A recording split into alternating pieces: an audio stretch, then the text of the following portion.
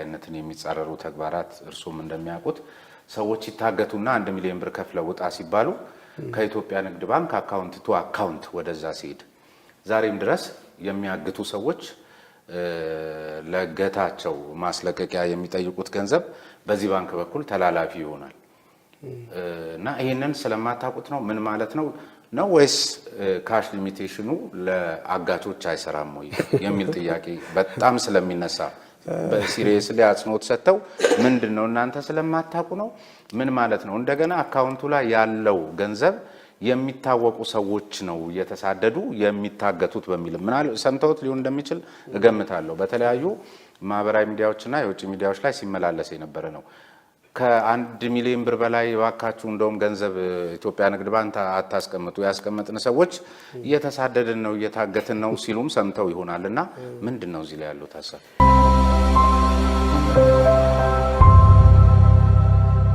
ቤት መግዛት ለምትፈልጉ አስደሳች ዜና በዲፕሎማቲክ ሰፈር ሳር ቤትና በነፋሻማው አዋሬ ዘመናዊ አፓርታማ ከባለ 1 እስከ ባለ 3 መኝታ ከ20% ቅድመ ክፍያ ጀምሮ ቀሪውን ለእናንተ በሚመች መልኩ በ3 ዓመት ከፍለው የሚጨርሱበት ሙሉን ለምትከፍሉ ደግሞ አስደናቂ የ35% ቅናሽ አዘጋጅተናል። ባለ 2 መኝታ 5.7 ሚሊዮን ብር ሲከፍሉ የ3 ሚሊዮን ብር ቅናሽ ያገኛሉ። ባለ 3 መኝታ 9.9 ሚሊዮን ብር ሲከፍሉ የ5 ሚሊዮን ብር ቅናሽ ያገኛሉ። በዶላር ሆነ በዋጋ ግሽበት ምንም አይነት የዋጋ ጭማሪ አናደርግም። ቤቶቹ ተመርጠው ያለቁ ስለሆነ ፈጥነው በ0948 77 76 72 ላይ ይደውሉ። ምሰሶቻችሁ ምን ነበሩ ምን ተሰራ ምን ቀረ ለውጡ ትንሽ ከተጋጋለ በኋላ ነው የመጣሁት እኔ የመጣሁበት ዋና ምክንያት የኢትዮጵያ ንግድ ባንክ ትንሽ ፈተና ገጥሞት ስለነበረ ነው የመጣሁት እና የባንክ እንደ ሌላ ተቋም አይደለም የባንክ ችግር ህብረተሰቡ በቀላሉ አቅም ችግሩም ቶሎ አይታወቅም ዛሬ የሰራነው ስህተት ችግር ሆኖ የሚታየው ቆይቶ ነው ከአመታት በኋላ እንደ ሌሎች ድርጅቶች ወዲያው በወራት ውስጥ ችግሮች አይታዩም እና የተጠራቀሙ ችግሮች ወዴት ነው ያመሩት የሚል አስጨናቂ ሁኔታ ሲፈጠር ያው መፍትሄ ሲፈለግ በሀገር ውስጥ ልምድ ያለው የሀገሪቷንም የባንኪንግ ኢንዱስትሪ ሁኔታ የሚያውቅ በተለይም ኢትዮጵያ ንግድ ባንክ የሚያውቅ ማን ነው የሚል ነው እኔን መልሰው ምናልባት ታሪኬን ታውቅ እንደሆነ አላውቅም በልጅነቴ የኢትዮጵያ ንግድ ባንክ ፕሬዚደንት ሆኜ ነበር 30 አመት እንኳን ወጉ ሳይሞላኝ 3 አመት አገልግዬ ነው ወደ ግል ባንክ የሄድኩት ከዛ ተመልሼ እንደገና ተጠርቼ 11 አመት አገልግሎት በኋላ በግል ባንክ ኢትዮጵያ ንግድ ባንክ ጆይን ያደረኩት መጀመሪያ ከዩኒቨርሲቲ እንደወጣ ያው ንግድ ባንክ ነው የገባሁት ፕሬዚዳንት ነበርኩ ሲሉ የዋናው የኢትዮጵያ ንግድ ባንክ ከዩኒቨርሲቲ ተመረቀ ዩኒቨርሲቲ ገና ሳንመረቅ ነው ስራ የጀመርኩት እና በ7 አመት ከ7 ወር የኢትዮጵያ ንግድ ባንክ ፕሬዚዳንት ሆንኩት ያኔ ማለት ነው የዛሬ 18 አመት እኔ ስጠራ እኔ አይኖ እዛ አገልግያለሁ ለምን ነው መጣው ያለው እኔ ኃላፊነት አለብኝ ያለውበትን ባንክ ግዴታ አለብኝ ማገልገል አለብኝ እንዴት ድንገት የምመጣው ባንክን ጥየመድ አልችልም አልኩ ያለውበትን ባንክ ያንተ ባንክ እኮ ጤነኛ የሚሆነው ሀገር ጤነኛ ስትሆን ነው ኢትዮጵያ ንግድ ባንክ ወደቀ ያንተን ባንክ ወደጋታው ወዳቂ ነው ያንተን ሌላ ሰው ሊመራው ይችላል እና የማዳን አንተ ከቻልክ ለዛ ባንክ ሐሳብ ለምንም ቢትላል ኢትዮጵያ ንግድ ባንክ ይወርቅ እኔ ማላቅም ነበር ባንክ ውስጥ ያለው አንዳንድ ችግሮች እንዳሉ አውቃለሁ ግን በዛ ደረጃ አደጋ ላይ እንዳለ አላውቅም እና ያንስ ይነገረኝ በቃ እሺ እንደዚህ ማከውን የሀገር ባንክ እንዲወድቅ በጣም ኢትዮጵያ ንግድ ባንክ ደግሞ ልዩ እንትን አለኝ በልጅነቴ ስራ የጀመርኩበት በጣም በማይታሰብበት ጊዜ በልዩ ሁኔታ ፕሬዝዳንትም ድረስ የደረስኩበት ስለነበረ መከራከር አልቻልኩም መጣው ስመጣ ግን ከተነገረኝ ያለፈ ነው ያየሁት ከበድ ያለ ነው ይሄን ግን ማስተካከል ችግር መናገር እዚህ ሆነናል እንዲሆነናል ማለት እሱ ስለማይጠቅም ለህዝቡ ስጋትን ጭንቀት ከማምጣት ያለፈ ችግር ስላልነበረው እሱን መፍታት ነው ስለዚህ ትልቁ የባንኩ ችግር በወቅቱ በባንክ ውስጥ ትልቅ ችግር የሚባለው ሊኩዊዲቲ ነው። ባንክ ገንዘብ ከሌለው ህይወት የለውም። ስለዚህ እሱን መፍታት አለብኝ። እሱን ለመፍታት ችግሩን የሚያመጡ ነገሮች ማስቆም አለብኝ። ችግሩን የሚቀርፍ ስራ ደግሞ መስራት አለብኝ። እንዳይባባስ ማቆም፣ እንዳይባባስ ለመንግስት ብድር አልሰጥም ከዚህ በኋላ እና መንግስት ድርጅቶች ናቸው የገደሉት። ፕሮጀክቶቹም ብዙዎቹም ወደ ውጤት ቶሎ የሚደርሱ አይደሉም። ወሳኝ የሆነ ፕሮጀክት ብቻ እንዳይቆም እናደርጋለን። የቀሩት ፕሮጀክቶች መቆም አለባቸው። ሲቪ ለተወሰኑ ተቋማት ብሎ መሞት የለበትም። የህዝብ ገንዘብ ነው ይዞ የሚሄደው። እሺ እንዴትም አድርግ ብቻ ባንኩን ሴቭ አድርግ ነው የተባልኩ። ስለዚህ የመብራት ኃይል ፕሮጀክቶች በዋናነትም ህዳሴን ብቻ ይዤ እሄዳለሁ። ሌሎቹ ይቁሙ ብለን ያቆም ነው። ወደ ዲፖዚት ሞቢላይዜሽን ገንዘብ ሊመጣ ህዝቡ እምነት ኖሮት ገንዘብ የሚያመጡ ተግባሮች ላይ ነው የተሰማራ ነው እና ዲፖዚት ችግር የነበረውን ነገር ዲፖዚቱን በከፍተኛ ሞቢላይዜሽን ውስጥ ገባ። ብድር ስንሰጥ ደግሞ በአቅም ልክ ማበደር የምትችለው የካሽ ፍሎ ፕላኒንግ ላይ ብዙ ዲቴይል ችግሮች ነበሩ። እሱን አስተካከልን እና ያ 9 እና 11% ይመላለስ የነበረው የባንኩ የሊኩዊዲቲ ከ25 እስከ 29% መካከል እንዲሆን አደረግን። 20 ሚኒመም እንዲሆን አደረግን። ከ20 በታች እንዳይወርድ። ከዛ ከወረደ ብድር እናቆማለን ሳንቸገር ነው። ዋናው አስቀማጭ ነው። አስቀማጩ በፈለገው ጊዜ ብሩን ማግኘት አለበት። ስለዚህ ከሪፎርሙ ዋናው ደንበኞች ገንዘባቸውን በሚፈልጉበት ጊዜ የሚያገኙበትን ሁኔታ ማምጣት ነው። ከዛ ቀጣዩ አገልግሎት ነው። እንግዲህ የአገልግሎቱን አጠቃላይ ሪፎርም ለማምጣት ኮምፕሬሄንሲቭ ሪቪው ለመስራት ኮንሰልታንት ያንን በውስጥ ኢሚዲየትሊ ሲደርስ በእኛ በወሰነው እርምጃ ነው። የውጭ ምንዛሪም ኮሚትመንት አዲስ አንገባም። የተገቡ ኮሚትመንቶች መስተካከል አለባቸው። ክፍያ በአዲስ በኮሚትመንት የምንገባው በጣም ስትራቴጂክ የሆኑ የሀገር የነዳጅ ማዳበሪያ አልፎ አልፎም ይሄ ስኳርም ስንዴም ዘይት ችግር ሲኖር ለነኛ አይነት ነገር ብቻ ቅድሚያ እንስጥና ያሉብንን ቀደም ብሎ የተገቡባቸው ኮሚትመንቶች ይስተካከሉ ብለን እሱን በ4-5 ወር ባክሎግ ክሊር አደረግን። ስለዚህ አፕቱዴት ነው። ከውጭ ሀገር ከኮረስፖንደንት ባንክ ጋር የነበረው ጭቅጭቅ ተስተካከለ ማለት ነው። ምንም ኢሹ እንዳይኖር የሊኩዊዲቲው በ45 ቀን ውስጥ ነው ያስተካከልን። ሌሎቹን እያያዝን መልሳቸው። ለምሳሌ ቀደም ሲል እርስዎ ሲመጡ አስቀማጩ 75 በመቶ አስቀማጭ ህዝብ ነው። መንግስት 25 በመቶ አስቀማጭ ነው፣ ግን ተበዳሪው መንግስት ነው። አሁንም ህዝብ ነው አስቀማጩ።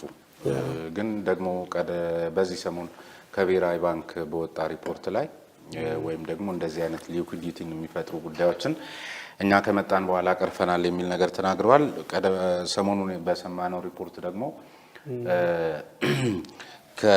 ከምናምን ትሪሊየን ብር በላይ የተበደሩት ሰዎች ከ10 አይበልጡም ባንኮች ላይ የሚል ሪፖርት ወጥቶ ነበር። እሱም ቢያጠሩልኝ።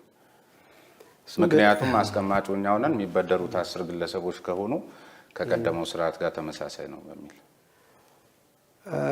እሱ ሪፖርት አልገባኝም። ብሔራዊ ባንክ ቢያብራራው ጥሩ ነው። የኛን ዝም ብሎ በእናንተን የተመለከተ ትንሽ ሀሳብ ሰጥተኝ ወደ ሌሎች የኛን ባነሳ የተሻለ ነው የሚሆነው። የኛን የግል ያው ግለሰብ ሲባል ወደ ግል ነው የምንመጣው።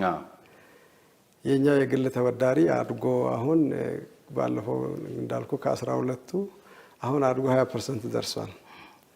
ስለዚህ አጠቃላይ የኛ ግል ተበዳሪ የሚባል ወደ 165,000 ተበዳሪ አላችሁ። ተበዳሪ በሚባል ደረጃ ይሄ ኮንቬንሽናል ተበዳሪ የሪቴል ግን ይሄ ትንንሹን ሳይሆን በመጣኔ ደረጃ ገዘፍ ያለውን ገንዘብ እሱን አነሳላለሁ። ያው ከድምሩ ትነሳ የበለጠ ክሊር ይሆንልሃል ብዬ ነው። የእነኚህ ተበዳሪዎች 165,000 ሰው የተበደረው 20% ነው ማለት ነው ከአጠቃላይ ብድራችን። ትልልቆቹ የተባሉት 10 ስለተባለ በዛ የእኛን ከአጠቃላይ ብድር 1.8% ብቻ ነው የተበደሩት። ትልልቆቹ 10ዎች ጥሩ አጋጣሚ እንኳን አነሳ 1.8% 2% አልሞላም ማለት ነው። 10 ቶፕ የኢትዮጵያ ንግድ ባንክ የግል ተበዳሪዎች ከኢትዮጵያ ንግድ ባንክ አጠቃላይ ብድር የወሰዱት 1.8% ብቻ ነው። ስለዚህ እናንተን አይገልጻችሁም በሚል እንውሰደው። እዚሁ ላይ አያይዘው ይሄን ኤክስፓንድ ላድርግልህ። ቶፕ 177 ተበዳሪዎቻችን 8% ብቻ ነው የተበደሩት። የግል ቶፕ 177 ከ10ም ወደ 177 ተሳድገናል። ይሄ ነው ቁጥሩ። እንግዲህ የብሔራዊ ባንክ ሪፖርት ግልጽ ሆነልኝ። እዚቹ ላይ ግን አሁንም ለእንደነዚህ አይነት ሚሊዮነሮች ቢሊዮነሮች ነው የምታበድሩት። ሪፎርሙ ደግሞ በተለይ አሁን ቀደም ሲል እርሶም በነበሩበት መድረክ ላይ እዚህ ምንድነው ሳይንስ ሙዚየም ላይ አንድ የተከፈተ እንትን ነበረ፣ ሀሳብ ያላቸውን የመደገፍ ጉዳይና ሀሳብ ላላቸው አተበድሩም ገንዘብና ኮላተራል ላላቸው ነው የሚል ነገር አለና ወይም በተግባር የሚታይ ነውና እንዲህ አይነት ነገር እያሰባችሁ ነው ወይስ ሀሳብ ላላቸው ታበድራላችሁ? እናበድራለን። ኢትዮጵያ ንግድ ባንክ ድሮም ነበረው፣ ግን አንድ መታወቅ ያለበት ነገር አለ። ባንኮች ብድር ሲሰጡ መመለሱን ማረጋገጥ አለባቸው እኮ። ሀሳብ የሚመልስ ሀሳብ ስታገኙ ሊመልስ ይችላል። ሀሳብ ሁሉ አይመልስም። ሀሳብ ሁሉ አይመልስም። ልክ ነው። በተለይ ባለፈውም ሪስኩ እንደውም 80% እስከ 90% ይደርሳል ይባላል። አሁን በሱ ይሄንን መወሰድ የሚችለው ሰው ዝም ብሎ ጀነራላይዝ እንዳይደረግ ነው። ይሄንን ባንኮች ማበደር አለባቸው። ሲያበድሩ ግን ወስነው የሆነች በጀት ለምሳሌ 1% 2% ለዚህ ያደርጋለሁ ብሎ ሊመድቡ ይችላሉ። ሊመድቡም ይገባል። ይሄን ለመደገፍ ማለት ነው። ግልጽ ሪስክ ስላለው ይሄን ሰው በራሱ በግሉ ገንዘብ እንጂ የሚሞክረው በሰው ገንዘብ አይሞክርም። ባንኮች የባንክ ኃላፊዎች ኤጀንቶች ናቸው። የራሳቸው ብር የላቸው። አንድም የባለቤቱን ሌላም ያስቀማጩን። አስቀማጮች በባንኮች ሀብት ውስጥ ብዙ ጊዜ ሰው የማይረዳው አስቀማጮች ከ90 አንዳንዱ ባንኩ ጋር እስከ 95% የሚደርስ ድርሻ አላቸው ከአጠቃላይ የባንኮች ንብረት ውስጥ። ባለቤቶች 5% የማይበልጥ ድርሻ ነው ያላቸው። ስለዚህ ገንዘቡ የማን ነው? የባንኮች ሳይሆን የህዝቡ ነው። የህዝብ ገንዘብ የማይመለስ ቦታ ላይ ልትወስድ አትችልም። በቃ ግን በእንደዚህ አይነት ትላልቅ መድረኮች ላይ ደግሞ የሚሰጣችሁን አደራ ስትቀበሉ ነው እንቀበላለን። እና በልኩ ጠቅላይ ሚኒስትሩ አሁን ባለፈው እንደዚህ አይነት አደራ ከፋይናንሻል ሲነሳም የነበረው ይሄ ነውና ትልቅ መድረክ ነው። እርሶም እዛ እንደውም የእውቅና የተሰጠውት ቀን ነውና ይሄንን እንዴት ነው እድል? አሁን እንዳልኩ አሁን እኛ ለምሳሌ ለስታርታፕ ብለን ኦልሬዲ አሁን ፕሮሲጀር ውስጥ ከተናል። ቀደም ብሎ አይዲያ ፋይናንሲንግ የሚል የኢትዮጵያ ንግድ ባንክ ነበረው ሀሳብን ፋይናንስ ላደርግ። በዚህ ምን ስራ ላይ ዋለ አንድ ቼክ ሳደርግ ወደ ኋላ ፕሮሲጀሩን የዛሬ 18 ዓመት ነው የጻፍኩት እኔ እዚህ በነበርኩት ጊዜ ነው። ማን ስራ ላይ ዋለ ብዬ ጠየቅኩ። ይሄን ስታርታፕ እንደ አዲስ ሳስገባ አንድ ሰው በዚህ ተበድሮ ግን እሱም መልሰዋል አሉ። ጥሩ ነበረ። ሰው መጥቶ ባንኩን ፕሮሞት አላረገም። እንደዚህ አይነት አገልግሎት ኮሙኒኬሽን እንትኑ ላይ ለደንበኛ አልተነገረም አለንና ኑ ተጠቀሙ። ስለዚህ እንዴት ነው የሚበደረው? አሁን ሀሳብ ያለው ሰው እንዴት ነው የሚሰራው የሚለው ራሱ ነው የቻለ። አሁን ሀሳብ መረጃ መመሪያ እያዘጋጀን ነው። አሁን በግልጽ ፕሮሞት እናደርጋለን ስታርታፖቹን ለማገዝ። አሁን አንደኛ ክሬቲቪቲው እንደተባለው፣ ሁለተኛ ወደ መሬት ወርዶ ያ የመጣው ሀሳብ ብዙ ሀሳቦች አሏቸው ሰዎች እጅና እግር ኖሮት መሄድ ይችላል ወይ ሰርቶም ደግሞ ውጤት ያመጣል የሚል ነገር ማስረዳት ከቻሉ ፋይናንስ እና የኮሙኒኬሽን እንትን ይፈልጋል። እዚሁ ጋር እያይዘን ቀደም ሲል ያነሱልኝ ላይ ደንበኞች በሚፈልጉበት ጊዜ ገንዘባቸውን ማግኘት አለባቸው የሚል እንደ አንድ አቋም ከዚያም ሲመጡ እንደ አንድ የሪፎርሙ አካል ወስዳቸዋል። ግን ከሪፎርሙ በኋላ ነው ደንበኞች አሁን የሚፈልጉትን ማግኘት እያቃታቸው ያለው። ለምሳሌ ካሽ ሊሚት የሚባል አለ፣ የጥሬ ገንዘብ ዝውውር የሚባል አለ፣ አካውንት ቱ አካውንት የሚባል አለ። ስለዚህ አሁን ከ50,000 ብር በላይ ማውጣት አይቻልም በሚባልበት ሁኔታ ላይ ደንበኞች ወይ የተለዩ ደንበኞች አሉ ወይስ ማንን ነው ደንበኞች በሚፈልጉበት ሰዓት የፈለጋቸውን ገንዘብ ማግኘት አለባቸው የሚል አንዱ የሪፎርማችሁ እንትን ነው። ግን ከሪፎርሙ በኋላ ነው ደንበኞች የሚፈልጉትን ገንዘብ እያገኙ ያሉ ነው። ይሄ እንዴት ሆነ እስቲ ንገሩኝ።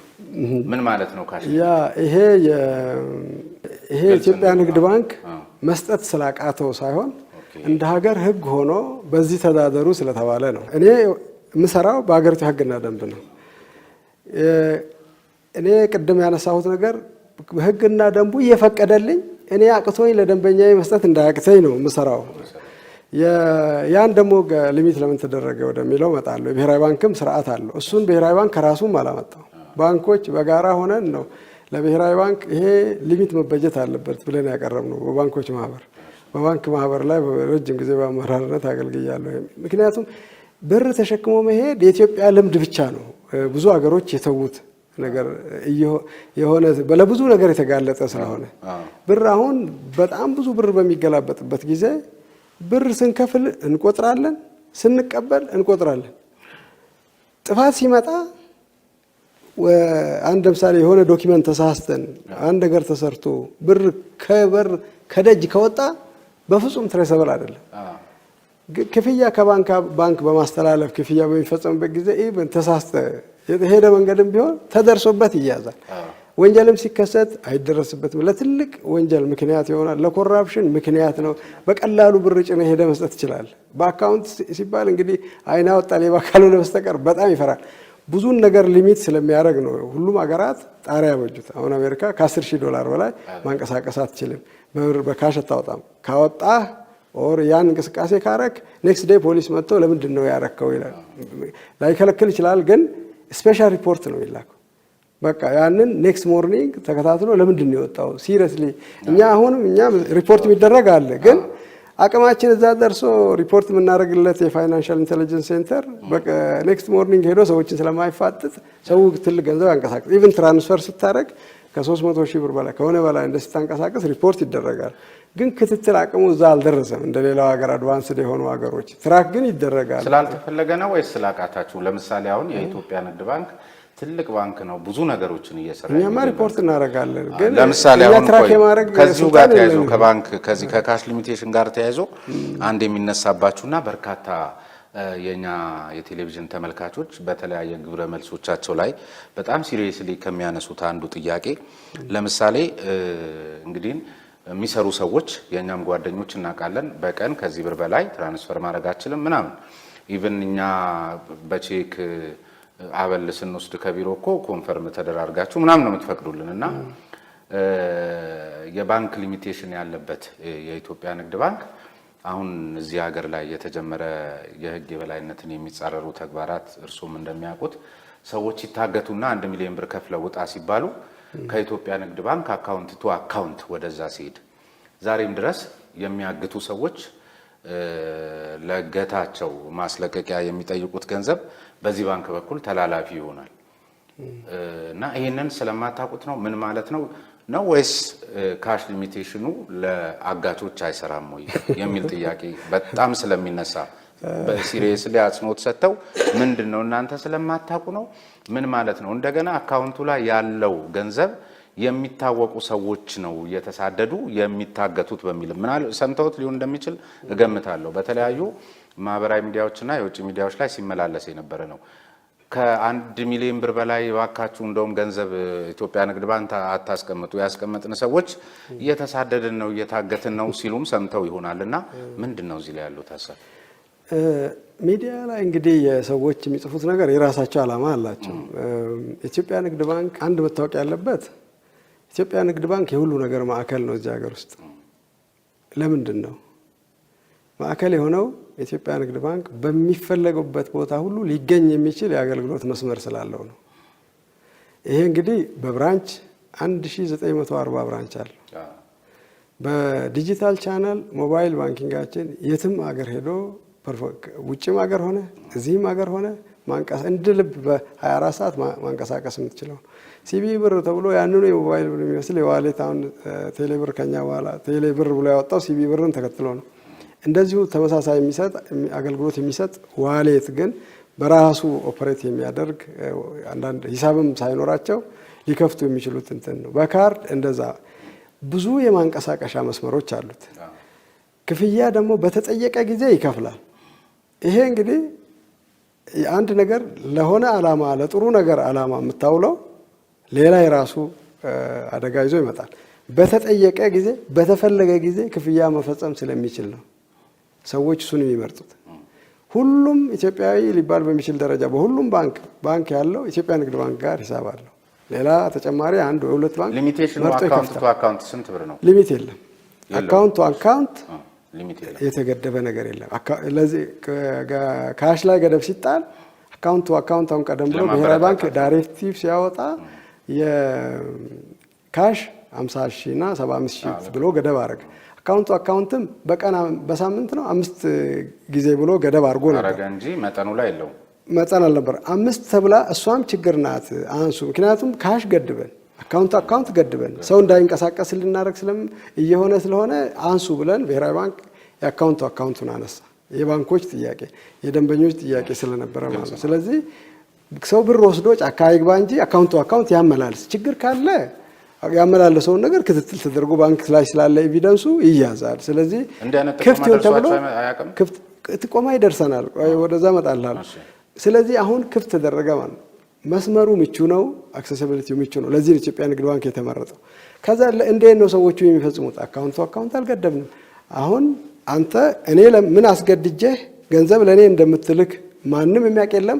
እኔ ደውዬልህ በሌላ መስመር ስሜነ ዛሬ በዚች ጊዜ ውስጥ ይሄን ካላክ ገልሃለሁ እላለሁ። አረ ከምትገለኝ ብለህ አካውንት ወደ እኔ ትልካል። እኔ ግብይት አላችሁ ምን ማሰብ ሰዎቹ ከተወሰደባቸው በኋላ ሪፖርት ካረጉ የህይወት ጉዳይ ነውና ሪፖርት ሲያረጉ ምናልባት አሁን ለፖሊስ ቢያመለክቱ ይሄ ነገር ለወደፊትም እንዲጠቅም ነው አትስጠው ብለው አሁን ሲያስተላልፉ ራሱ ለወደፊት ለምሳሌ ሰጣችሁ ይሄ ስራችሁ ስለሆነ መክፈል ስላለባችሁ ሰጣችሁ። ከዛ እነዛ ሰዎች ክፍያውን ፈጸሙና የሚፈልጉትን አካል ህይወት አተረፉ። መተው ለፖሊስ ሪፖርት በሚያደርጉ ሰዓት ለማን በየትኛው አካውንት ለማን ስም በተመዘገበ ይሄ ብር ገባ የሚል መረጃ ቢጠይቃችሁ ትሰጣላችሁ? ዝርዝር እንሰጣለን።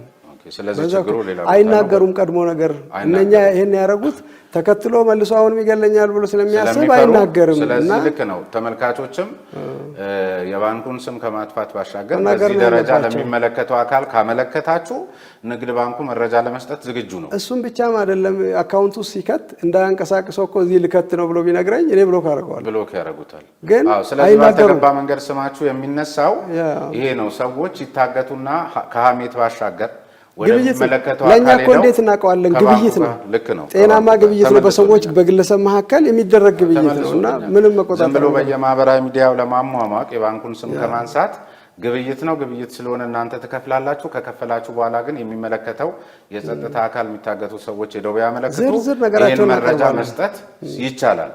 ስለዚህ የባንኩን ስም አላግባብ ማንሳት ተገቢ አይደለም የሚል ነው። አካውንቱን ወዲያው ነው የምንዘጋው። እንደዚህ አይነት ሪፖርት ሲመጣ አሉ የሚደርሱ ሪፖርቶች ኦዲት እናደርጋለን፣ ሪፖርት እናደርጋለን፣ ሂሳቦችንም እንዘጋለን። እሺ፣ ሌላ እዚቹ ላይ ወደ ዋናው ሰሞኑኛ ጉዳይ ከመግባታችን በፊት መሰረታዊ ነው ጉዳዮች አለን። ለምሳሌ የገዛ ገንዘቤን ለማውጣት ይሄ የዚህ የኮሚሽን ፊ አሰራራችሁ አሁንም ግልጽ አይደለም፣ ወጥ አይደለም። የተገቢነትም የህጋዊነትም ጥያቄ ይነሳበታል። ለምሳሌ በደብተሬ ሄጄ ሳወጣ ተሰልፌ ላወጣሁት ኮሚሽን ፊ መክፈል አለብኝ ወይ? ቆርጦኝ ስለሚያቀነኝ የእናንተ ደንበኛ ስለሆንኩኝ ለዚህ ምስክር ከየትም ማምጣት ስለማይጠብቀኝ ከዛ ደግሞ የሆነ በኤቲኤም እሺ ይቆርጣል። እንደዚሁን የወጥነቱ ጉዳይ ደግሞ አንዳንዴ ሲጀመር በኤቲኤሙም በሞባይል ባንኪንጉ ምንም አይቆርጠኝም። የሆነ ቀን ይነሳና ደግሞ ይቆርጠኛል። የሆነ ቀን ይነሳና ደግሞ በሺህ ብር 10 ብር የሚቆርጠኝን 5 ብር ብቻ ያደርገዋል ወይ 4 ብር ብቻ ያደርገዋል። ተጨባጭ የሆነ የአሰራር ወጥ የሆነ ለየትኛው ቤት መግዛት ለምትፈልጉ አስደሳች ዜና በዲፕሎማቲክ ሰፈር ሳር ቤትና በነፋሻማው አዋሬ ዘመናዊ አፓርታማ ከባለ 1 እስከ ባለ 3 መኝታ ከ20% ቅድመ ክፍያ ጀምሮ ቀሪውን ለእናንተ በሚመች መልኩ በ3 ዓመት ከፍለው የሚጨርሱበት። ሙሉን ለምትከፍሉ ደግሞ አስደናቂ የ35% ቅናሽ አዘጋጅተናል። ባለ 2 መኝታ 5.7 ሚሊዮን ብር ሲከፍሉ የ3 ሚሊዮን ብር ቅናሽ ያገኛሉ። ባለ 3 መኝታ 9.9 ሚሊዮን ብር ሲከፍሉ የ5 ሚሊዮን ብር ቅናሽ ያገኛሉ። በዶላር ሆነ በዋጋ ግሽበት ምንም አይነት የዋጋ ጭማሪ አናደርግም። ቤቶቹ ተመርጠው እያለቁ ስለሆነ ፈጥነው በ0948 77 76 72 ላይ ይደውሉ። አገልግሎት ነው ፊ መጠየቅ ያለበት፣ ለየትኛውስ ነው የሌለበት? በብር ደረጃም በመጠን ደረጃስ ውስን መሆን የለበትም ወይ? ይሄ ቅሬታ መጥቶባቸው አያውቅም ወይስ እኔ ተሳስቻለሁ? እኔ ላይ ብቻ ነው ወይ? ምንም አልተሳሳትክም። የተሳሳትከው ወጥነት ያልከው ጋብቻ ነው። ያ ወጥ ነው። ምንም የሚለዋወጥ ነገር የለውም። የኤቲኤም በነፃ ብር ከፍሎ አያውቅም። ቻርጅ ያደርጋል፣ ያችን ቻርጅ ያደርጋል። ዋጋው ግን የእኛን ኤቲኤም ስትጠቀሙና ሌላ ኤቲኤም ስትጠቀሙ ሊለያይ ይችላል። ስለዚህ ይሄ ነው እና ከ1000 ብር በታች ቻርጅ ያደረግን አይደለንም። ብራንች መጥቶ ሰው ብር ሲያወጣ ከ1000 ብር በታች እሱን ቻርጅ አታደርጉም።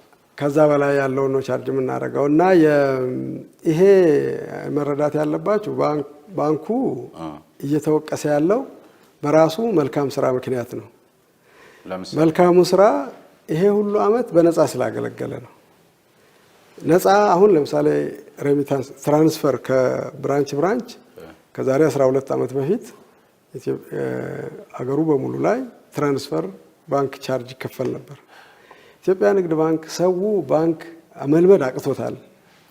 ወደ ባንክ ይግባ እኔ ወጪው ልቻልና ትራንስፈር ነፃ ላድርግ። መቼ ሰው ሂሳብ አካውንት ከከፈተና ከሂሳብ ካስተላለፈ ነፃ ላድርግ አለና ይሄን አወጀ። ያ ብዙ ሂሳብ እንዲከፈት አድርጓል። ለውጥ ዓላማ አለው። ያንን ሲያደርግ ነፃ ሆኖለት ሳይሆን ወጪው ግን ህዝቡ ወደ ባንክ መጥቶ ባንክ እንዲለምድ ባንክን መልመድ ስላቃተው ኢትዮጵያ ባንክ 82 ዓመት ደርሷል። በዚህ ዓመት ጊዜ ውስጥ የባንኪንግ እድገቱ እጅግ አሁን 20 ዓመት እንኳን ያልሞላው አይነት ነው። ገና ህዝቡ ከባንክ ጋር አልተለማመደም፣ ረጅም ጊዜ ወስዶበታል። ስለዚህ ህብረተሰቡን ለማስተማር ብዙ ነገር ነፃ አድርጓል። ይሄን በነፃ በሚያገለግልበት ጊዜ ወጪው የዛሬ 12 ዓመት የነበረ ቦታም አልቆመም። በየቀኑ ወጪ እየጨመረ ነው። ሁሉም ተቋማት ማናቸውም ከመንግስት ከግል እስከ መንግስት ምንም አገልግሎታቸውን 5-6 እጥፍ ጊዜ ያልጨመረ የለም። የኢትዮጵያ ንግድ ባንክ ነው ዋጋ የማይጨምረው። ዋጋ ሳይጨምር አዝግሞ መጥቶ ከበደው እየከበደው መጣ። አገልግሎቱም አሁን በመማር ደረጃ እኛ አሁን 43 ሚሊዮን ደርሷል ደንበኛ። እሺ እንግዲህ አሁን ከሂሳብ ሊከፍት ይችላል ተብሎ ከሚታሰበው 50 በመቶ አካባቢ ደርሷል ማለት ነው። ስለዚህ አስተምረናል ብለን እናስባለን። ከዚህ በኋላ ባንኩ ወጪውን ትንሽ የሚጋራ ስርዓት መፍጠር አለበት። ብራንች በዋናነት ቻርጅ ማድረግ የምንፈልገው ወደፊት ብራንች መጥቶ ያ ተሰልፎ የሚስተናገደውን ሰው ነው። እንደውም ከዲጂታል ይልቅ ዲጂታሎቹን አሁን ሰው በብራንች አሁን ስለማይቀበል ዲጂታል ብራንች ላይ የመጣውን ሰው ትልቅ ብር ክፈል ቢባል ስለማይገባው የብራንች የመጣውን ትንሽ እናድርግ እስኪማር ቀስ ብለን እናስተምራለን። ዲጂታሉን ስለሚያምን ሰማው ትንሽ ደግሞ እዛም ላይ እናድርግና አከፋፍለ ወጪያችንን እንቀንስ በሚል ነው።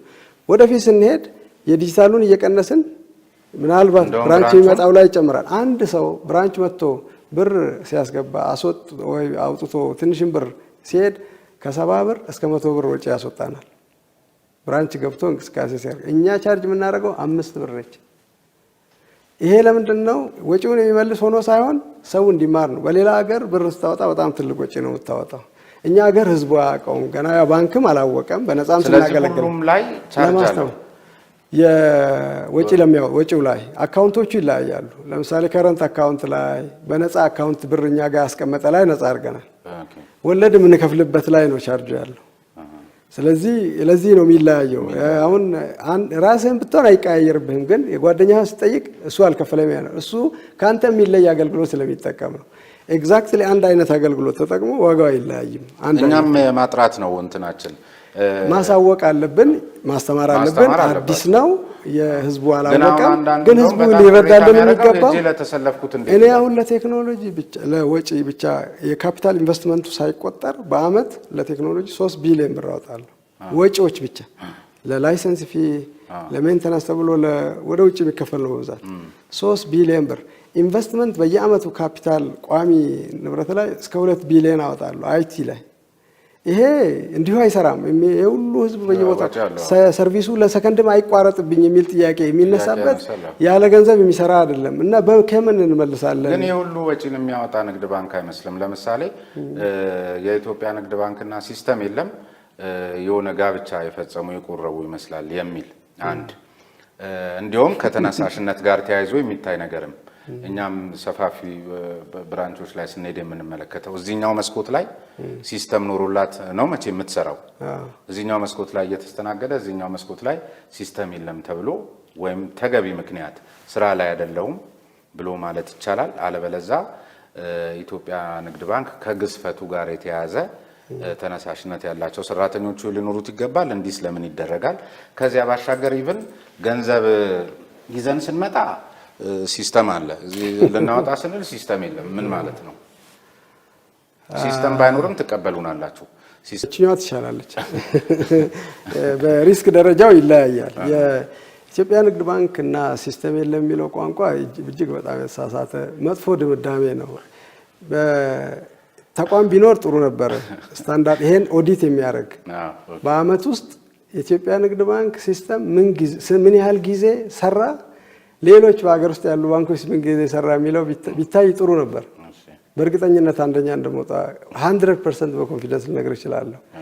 የኛ ሁሉም ነገር ኤኒቲንግ ከተከሰተ ሲስተም የለም ነው ምላሹ። ሰውም የሰውም ድምዳሜ አገልግሎት የሚቋረጥበት በጣም ብዙ ምክንያቶች አሉት። መንገድ ቢቆፈር አንድ ቦታ ኬብል ከተቆረጠ አገልግሎት ልታቀርብ አትችልም። መታወቅ ያለበት ቅርንጫፎች እዛ ምንም ዳታ የላቸው። ከማዕከል ጋር ያላቸው ግንኙነት በሆነ ነገር ከተቆረጠ ምንም አክሰስ የለም። ደንበኞቻችን ስልካቸው በሆነ ምክንያት አልሰራ ብሎ ሞባይሉን አክሰስ ያደርግ ሲስተም የለም ነው የሚለው።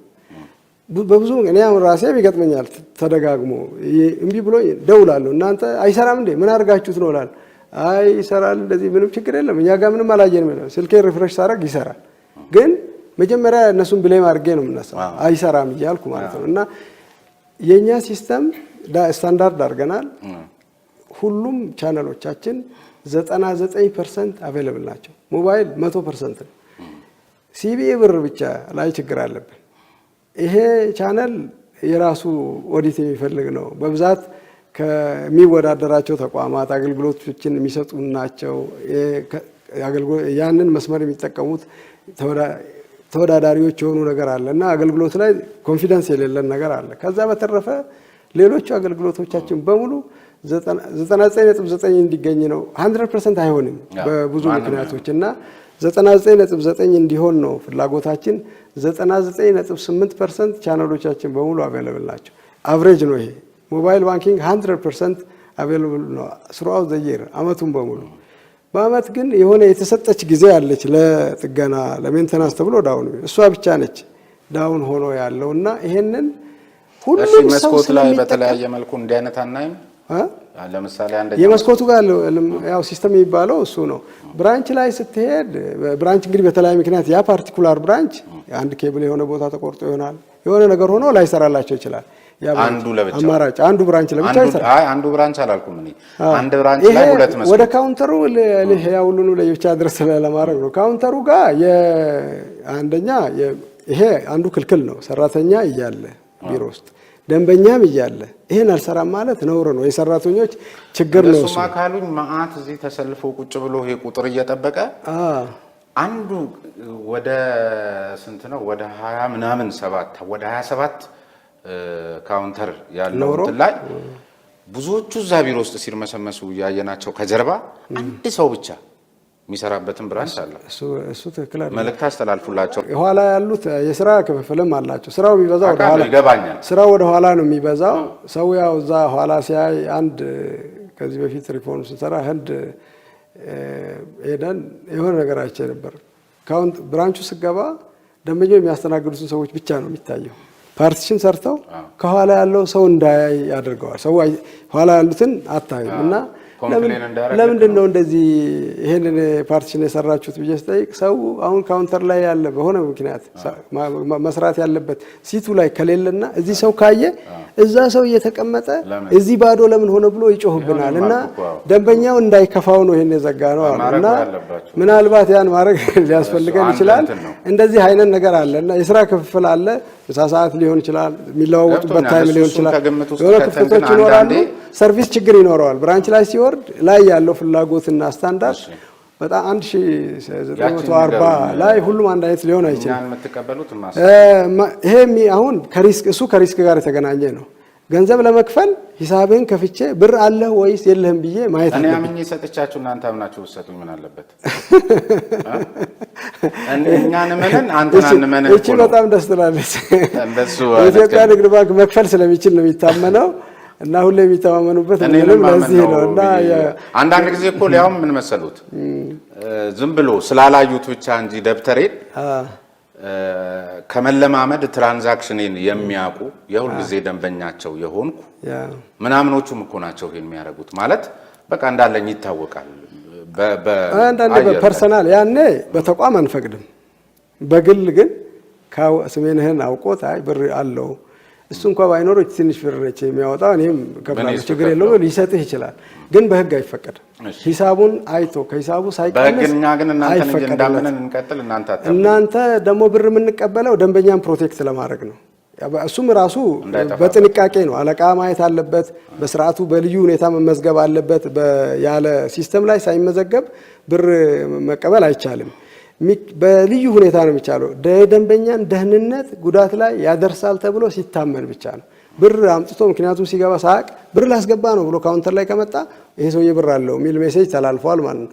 እዛ ቁጭ ሌባ ገብቶም ሊቀመጥ ስለሚችል ተከትሎ መጥቶ አደጋ ያደርስበታል።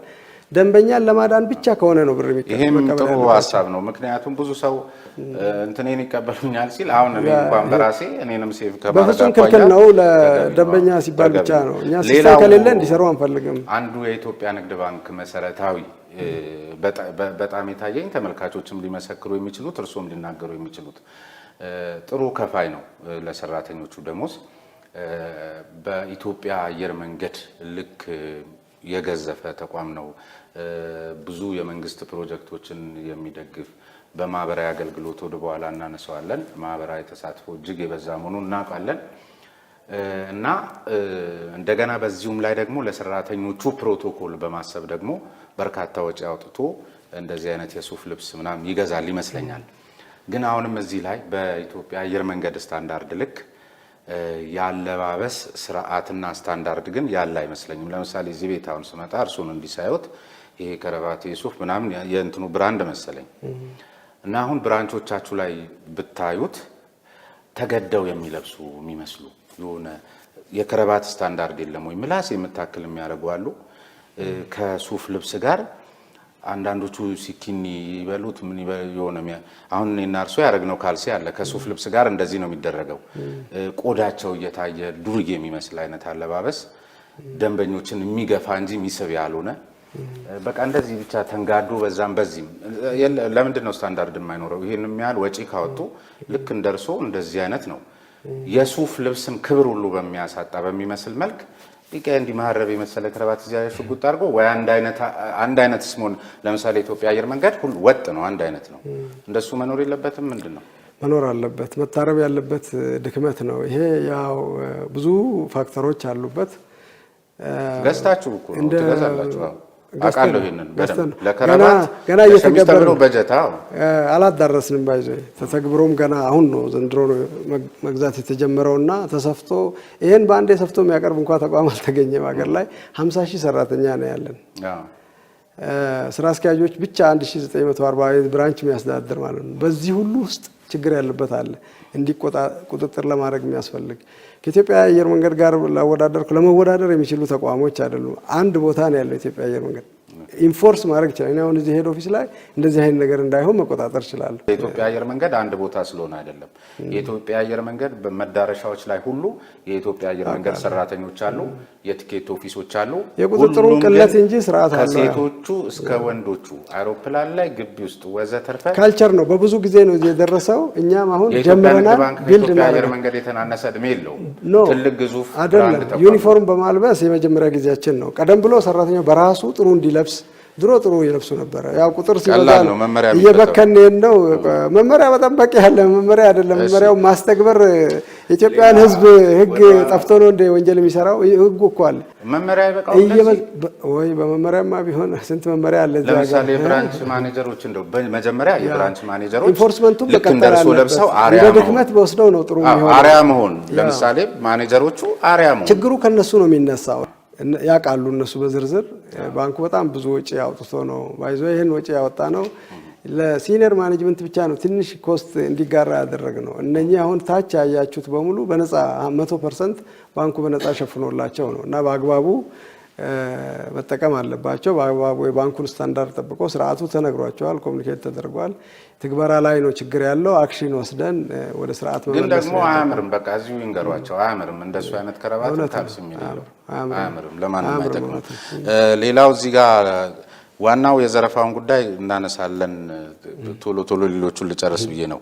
ለምሳሌ የጸጥታ ችግር ባለባቸው ክልሎች ላይ አሁን ያን ጊዜ በሰሜኑ የትግራይ ክልል አሁን ደግሞ በአማራ ክልል እንደዚህ በርከት ያሉ ቦታዎች ላይ የንግዱ ማህበረሰብ እንደ ልቡ ተንቀሳቅሶ ስራ መስራት የማይችልባቸው እንደተጠበቁ ሆነው መንግስት በራሱ ምክንያት ለምሳሌ አሁን አማራ ክልል ባለው ሁኔታ የኢንተርኔት አገልግሎትን ለተለየ ዓላማ የሚያውሉ አካላት ስለበዙብኝ በሚል የኢንተርኔት ገደብ ጥሏል።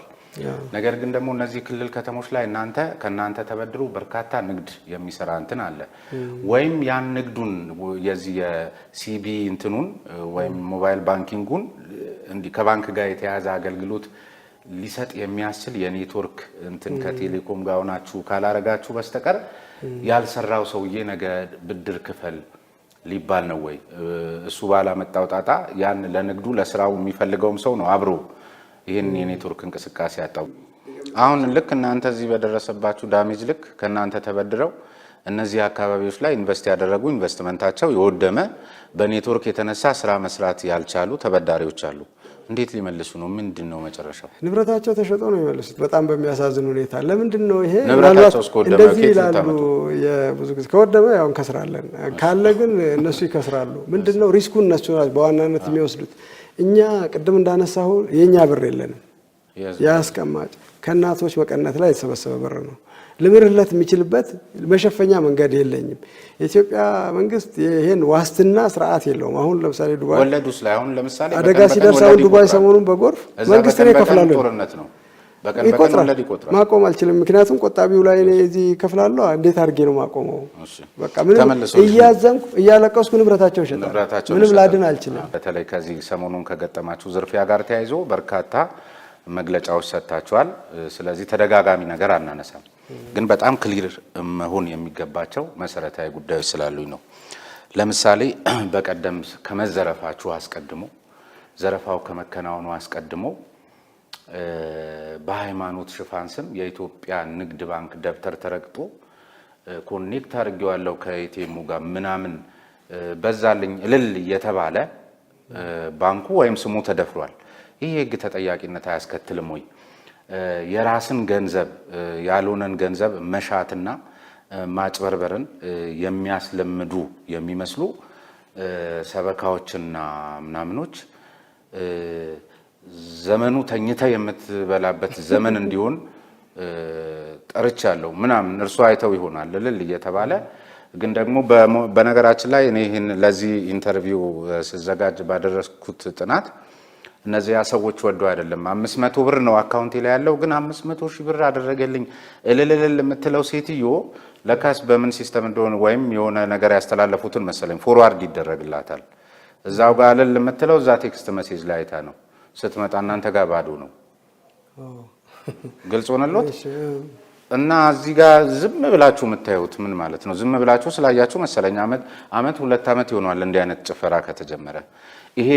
ይሄ ብልሽት ነው ወደዚህ የተሸጋገረው። እርሱ ከተማሪዎቹ ጋር በዚህ አመት 1000 2000 እንደ የተመረቁ ሰራተኞች ቀጥረን ነበር ምን አይነት ትውልድ ነው ሲሉ አዝነው ነው ሐሳቡትን የገለጹት። የዝርፊያው ጊዜ እዚህ ጋር ዝም በማለቶት ነው ይሄ የመጣው። ይሄ በጣም አስቸጋሪ ጥያቄ ነው። እኔ በእውነቱ የሆነ ሶሻል ሚዲያ ላይ አይቻለሁ፣ ግን እውነት አልመሰለኝም። ዝም ብሎ ያው ቲክቶክ የሚፈጥረው ሴንሴሽን ነው አርጌ የወሰድኩትና እውነት ከሆነ እኔ ቦታው ላይ ተገነቼ ጥናት ሰርቻለሁ። ማይ ጉድነስ በጣም ነው የሚያሳዝነው።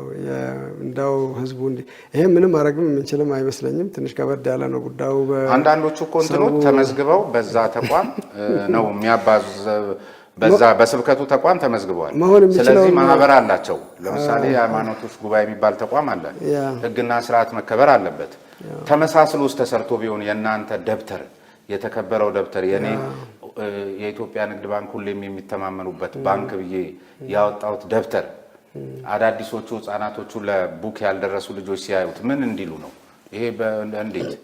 እስቲ እንግዲህ ህግ ካለውና ህግ እንዲህ አይነት ነገር ሊፈታ ከቻለ እንሞክራለን። ግን አዲስ ነው፣ በቅርቡ ነው። አክቹአሊ እኔ 1-2 ሳምንት ይሆናል ቲክቶክ ላይ እንደዚህ ነገራችን እንዲህ አለ እንደ ምንድነው ይሄ?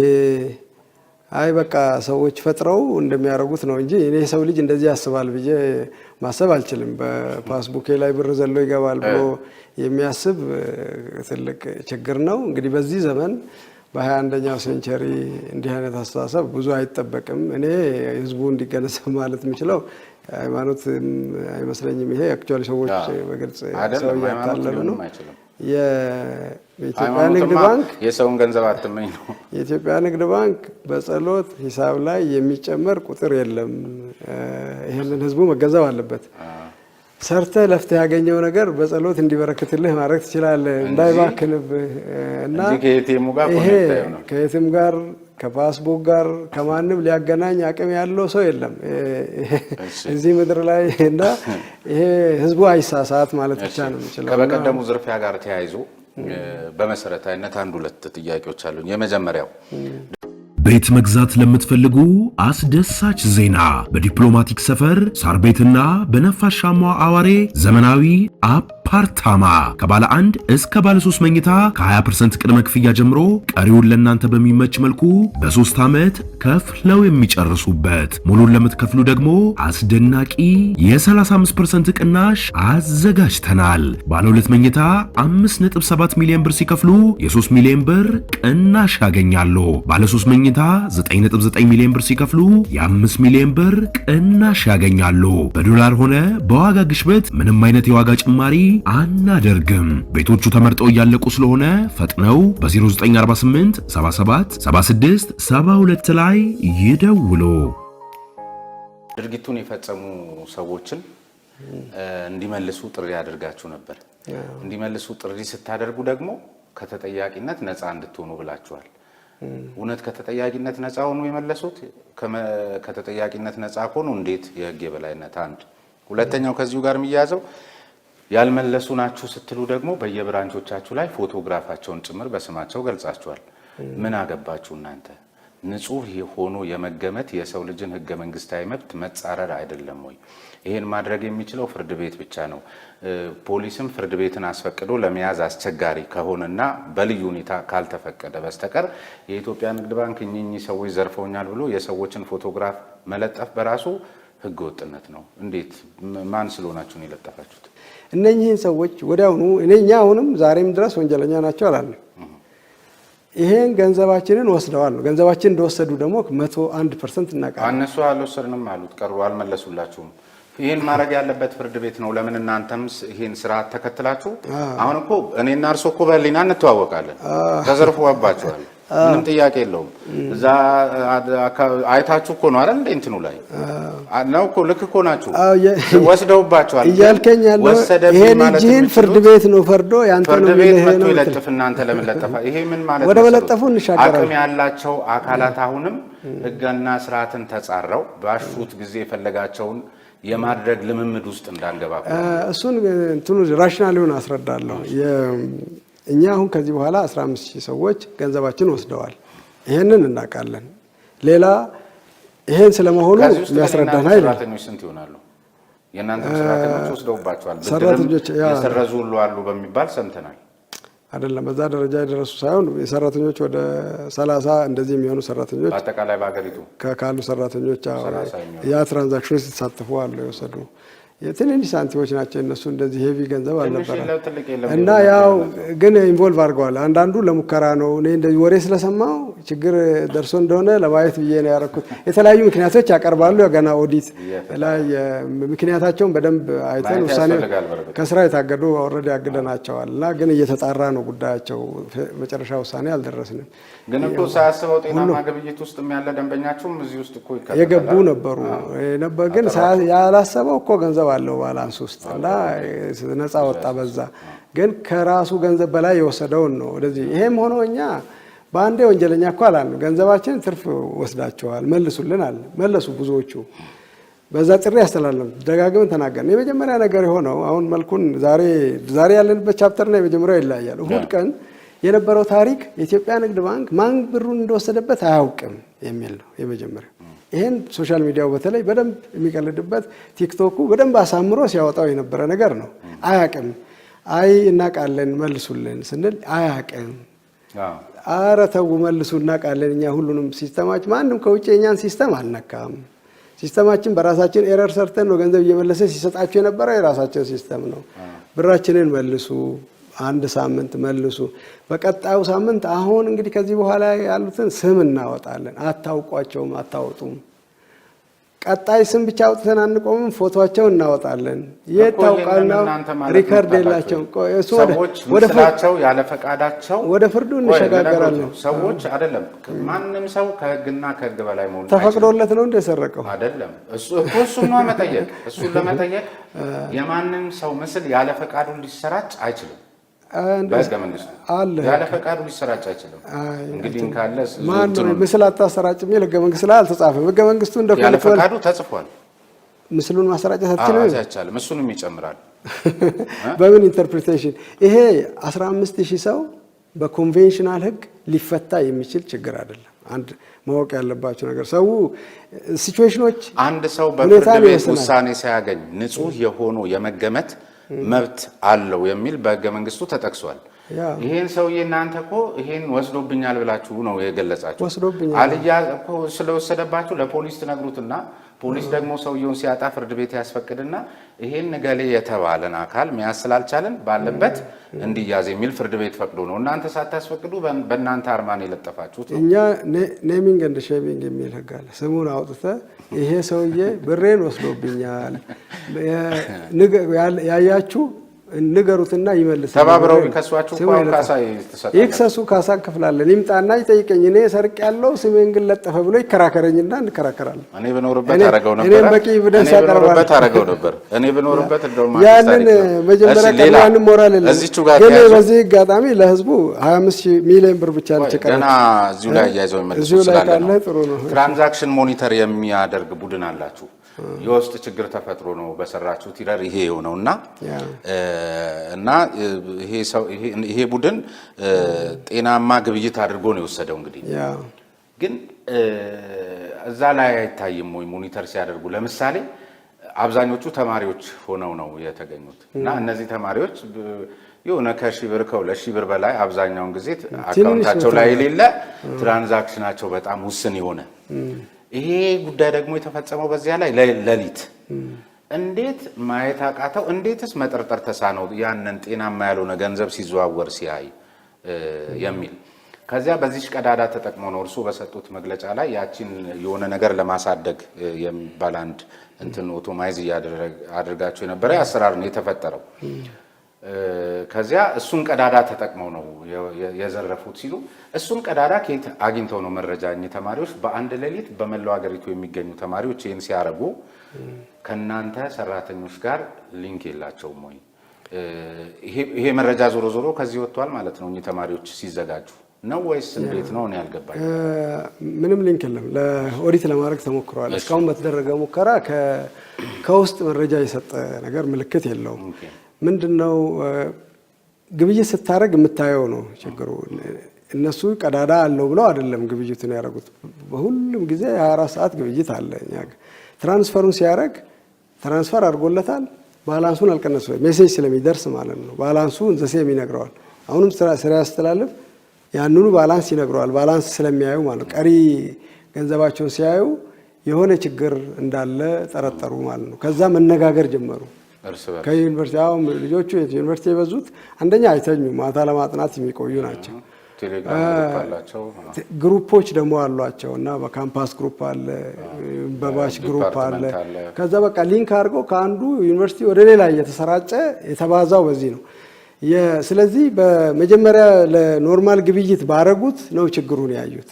ቀስ ብሎ ነው የጨመረው። ችግሩ 2 ሰዓት አካባቢ ነው የጀመረው። ትራንዛክሽን የተተገበረው ሲስተሙ 1 ሰዓት ከ51 አካባቢ ኢምፕሊመንት የተደረገው ወዲያው በትንሽ ጊዜ ውስጥ ግብይት ውስጥ ገብተዋል። ግን የስርቆት ሳይሆን ሳያውቁ የተገበዩ ሪቨርስ ያደረገላቸው ነበሩ መጀመሪያ። በኋላ አውቀው መደጋገም የጀመሩት ቀስ እያለ 5 ሰዓት 6 ሰዓት ላይ ነው መብዛት የጀመረው። ከ6 እስከ 8 በጣም ፒኩ ሰዓት ብዙ ግብይት የተደረገው በዛ መካከል ነው። ይሄ ተነጋግረው ያደረጉት እንጂ ከባንኩ ሰራተኛ መረጃ ደርሷቸው አይደለም።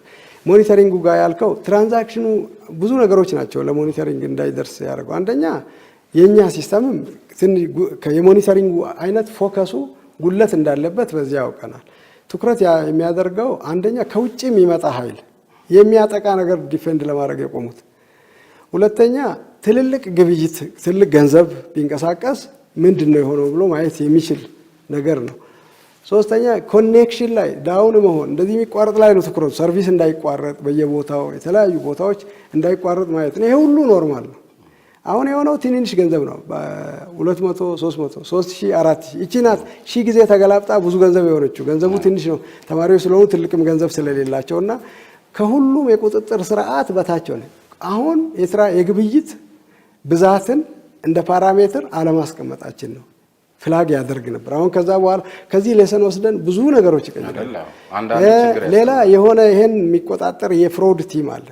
ከሞኒተሪንግ ቲሞች 3 ሞኒተሪንግ ቲሞች ነው ያሉ። ሁለቱ 24 ሰዓት ነው የሚሰሩት። የፍሮዱ ቀን ብቻ ነው የሚሰራው። የፍሮዱ ይሄን ማየት ይችላል ነበር። እሱ እንደዚህ ሲስተም ይሄን የሚያግዝ ኤንጂ ስክሪነር የሚባል የተለዩ ባህሪዎች መናገር የሚችላል። እሱ ደግሞ በዛ አጋጣሚ በዛ ታይም በዛ ፈረቃ እነሱ ረፍት ላይ ናቸው። አሁን እነሱም 24 ሰዓት እንዲሰሩ አድርገናል። በፊት ሌሊት እንደዚህ የሚጠረጠር ነገር ስላልነበረ ችግር ስላልነበረ የሁለት ፈረቃ ብቻ ነበር የሚሰሩት። የሌሊቱን በዛ ፈረቃ እነሱም ረፍት ነበሩና ከዚህ ብዙ ነገር ተምረናል። ብዙ ክፍተቶች በትንንሽ ነገር እንዳልከው በሞኒተሪንግ ሊያዝ ይችሉ የነበረ ያልተያዘ ነገር አለና በጣም ተከፍቼ ነው የመጀመሪያ ቀን ንግግር ያደረኩት እና ያኔ ተማሪዎቹ ላይ ብቻ ሳይሆን ቤተሰባቸው ላይ ጭምር ነው ተስፋ የቆረጥኩት። እንደዚህ አይነት ጄኔሬሽን ነው የምናፈራው በሚል እና አሁን እሱን ማረም የምፈልገው ነገር አለ። ተማሪዎቹ ልጆች ናቸው፣ ተሳስተዋል፣ ብዙ ነገር አድርገዋል። ግን ወላጆች አርመዋል። ቢያንስ ሽማግሌ ያለ አሁን እኛ ገንዘቡን ለመሰብሰብ ብዙ መንገድ ነው። አንደኛ ህዝቡ እንዲያውቅ ማድረግ ነው። ያ ቅድም እንግዲህ ህጋችን የተለየ ለዚህ አይነት የተመጣጠነ ህግ ስለሌለን ነው። አሁን ቅድም በክፍተትነት ያነሳው በተወሰነ ደረጃ ወቀሳ ሊቀርብበት የሚችል ነገር ነው ያደረግነው። ግን ለዚህ ችግር ሶሉሽኑ ያደረግነው ነገር ብቻ ነበር። አሁን ከህግም አቅም ከፖሊስም አቅም በላይ ነው። ማሰር ይሄን ሰው ሁሉ ማሰር አይችሉም። ሊደርሱ ሊያርሙት የሚችሉ ፍርድ ቤት ይሄን ሊዳኝ አይችልም፣ ቁጥሩ ልክ ስላልሆነ ማለት ነው።